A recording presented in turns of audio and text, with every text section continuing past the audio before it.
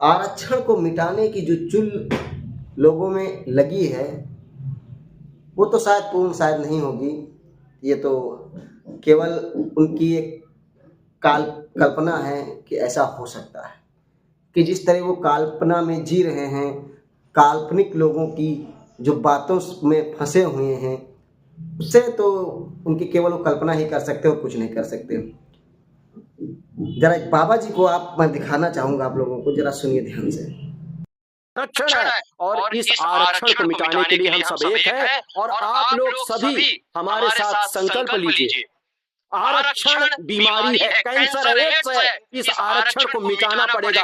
अगर आरक्षण को नहीं मिटाते तो कहीं न कहीं सनातन धर्म के लिए सबसे बड़ा खतरा आरक्षण है और इस आरक्षण को मिटाने के लिए हम सब एक हैं और आप लोग सभी हमारे साथ संकल्प लीजिए।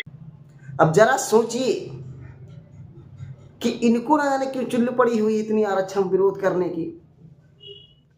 आपने बात सही कहा कि सभी इस लोग इस आरक्षण का विरोध करने के लिए तैयार। अरे सभी में भाई कौन आरक्षण का विरोध कर रहा है? आपने सभी तो बता दिया, लेकिन ये नहीं बताया कौन कर रहा है। अरे दलित कर रहे हैं आरक्षण का विरोध, कि ये पिछड़ा वर्ग कर रहा है, कि मुस्लिम समाज कर रहा है, कि सवर्ण के सभी लोग कर रहे हैं। जरा कौन कर रहे हैं? आपने तो सभी को तो बता दिया। आपने ये भी बताया सभी समान हो गए हैं, अब आरक्षण की जरूरत नहीं है।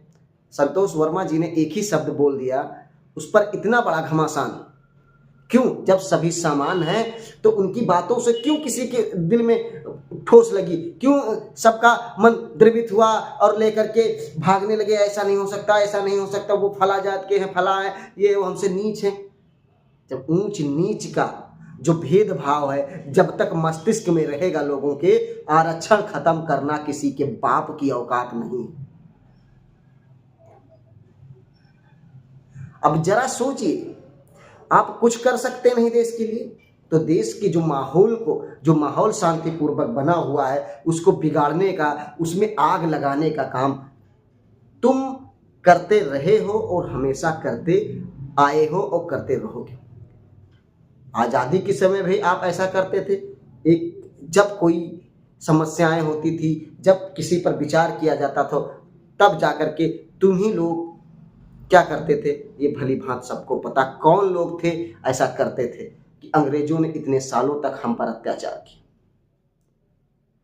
आज संविधान पर भी लोग बोलते हैं, लेकिन उस समय जब अंग्रेजों ने बोला कि संविधान बनवा कर हमको दे दो, हम देश को आज़ाद कर देंगे, तब किसी में चुल नहीं लगी कि बना ले, नहीं तो कहीं ये जो बनाने वाला है ये कहीं ना हमको नीचा कर दे, नीचे को ऊंचा कर दे, तब किसी में नहीं। लेकिन जब घर बनकर तैयार होता है तो रहने के लिए, खरीदने के लिए बहुत से लोग आ जाते हैं।